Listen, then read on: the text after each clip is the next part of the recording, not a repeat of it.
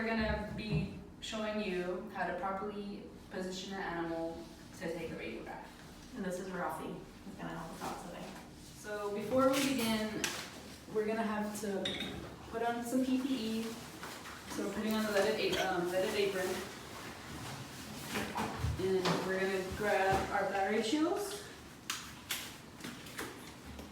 If I can get it on.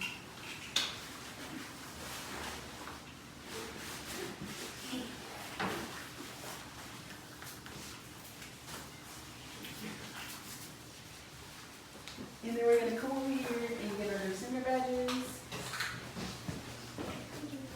And these always clip on the outside of your thyroid band because measuring the radiation absorbed by your thyroid and your eyeballs. Yes. Because those absorb radiation much quicker. Okay. So today we're going over positioning, proper positioning of a canine for a thoracic lateral view and ventral dorsal view. So first we'll do lateral. Okay. So this right here is our collimation beam. That's going to determine how big the collimation is going to be. So you can see that right here. It's just showing you where the radiation is going to hit on the animal and the table.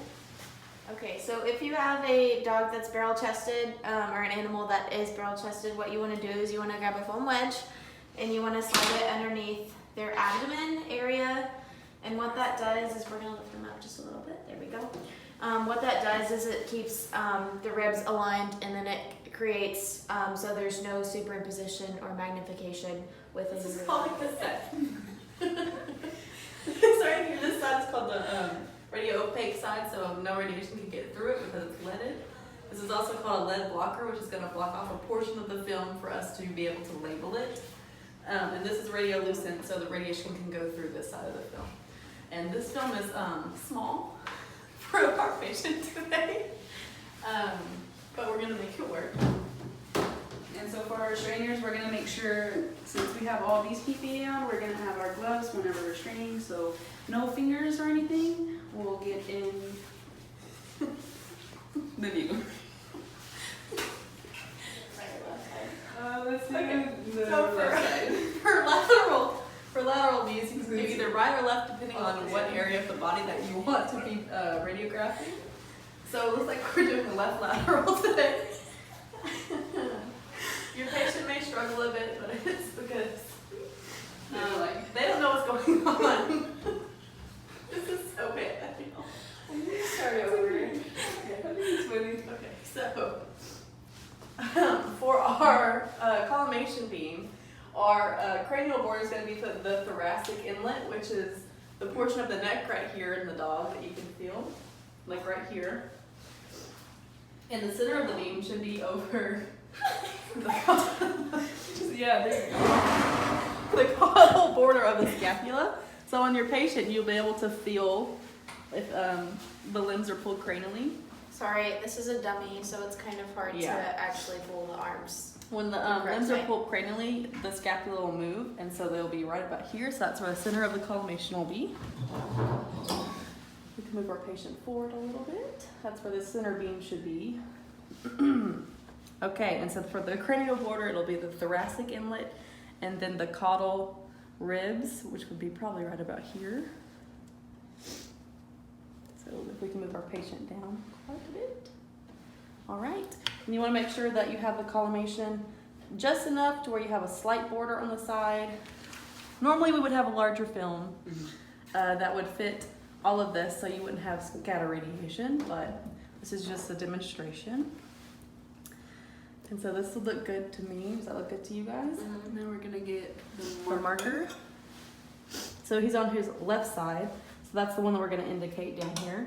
And you wanna make sure that you have it on the outside of the views of the body. So if you had it under here, it would be obscured by the body. So you wanna make sure that it would be out here.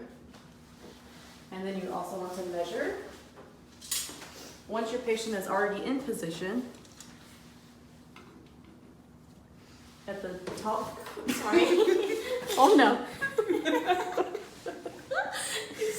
Your patient may try to move, but you just have to reposition and measure at the tallest point. And it says this is about 19. So So 19 centimeters times 2 is, let's just see here. We would need to use the bucky. Yep. So 19 times 2 is going to be 38, plus 40 because the distance from the radiology unit to the table is 40 inches. So you're going to add 40, and that equals 78. But since our patient is larger than 10 centimeters, he was 19, we're going to have to use what's called the bucky, which is down here. So y'all can. Whoop. So this is where we put the bucky. And we lock it into place. Okay. You want to make sure that this little line right here, you can see it, is completely lined up with this collimation line so that your x-ray film will be under the patient properly. And so since we added the bucky, it was 78, so we're going to add 10, which will be 88. Once you think we have a collimation right, what should be in the view in the actual radiograph is going to be the whole diaphragm down here, all the way up to the very top of the lungs. And whenever you take the radiograph, once you have your settings correct, then you're going to take it on, if you can, on inspiration, so you can get the whole field of the lungs, the whole field view of the lungs. All right, and now we'll do a VD view.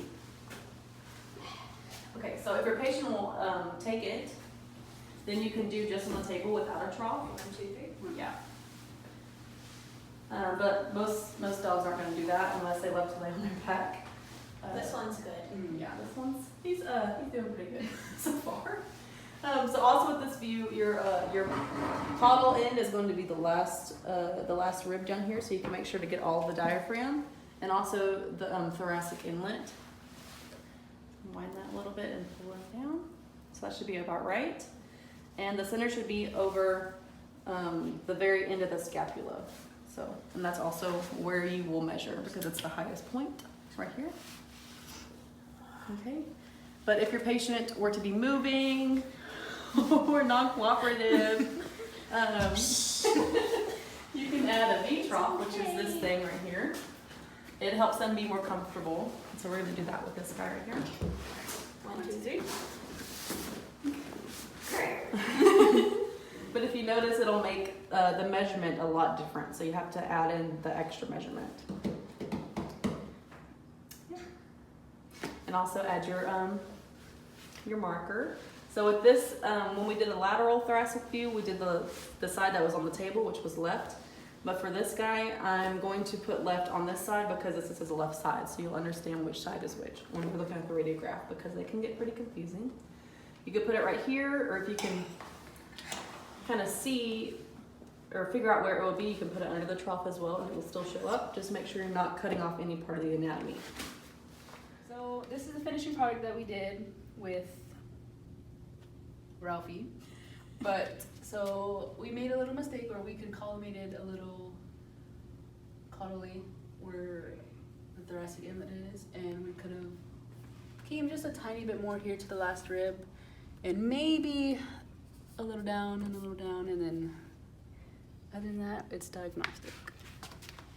And this right here, this is the proper positioning on the illumination board, because this right here, this indicates the right side, so we know that. But then this is our head. So the head's always going to face the left, so you're going to read it like a book, head to tail, and that's correct. And then right here we have the femur. So this is the wrong positioning right here on here, because this is upside down and facing the other way. So if I were to do this, this would be proper, because if you're looking at an image like this, you want to handshake it, and so this right here is going to be the right side of the animal, and then the head is also over here. So we got the femur, and the tail is right here. So reading it like a book, head to tail, and that's it. We got all of our view in it, the hip joint and the stifle joint right here, and then you're supposed to get 1/3 of the pelvis and 1/3 of the tibia and fibula, but we got a little bit crazy with our collimation, but that's okay. Because it's diagnostic, because you can see the hip joint and you can see all the stifle. So yeah, looks like a good femur to me.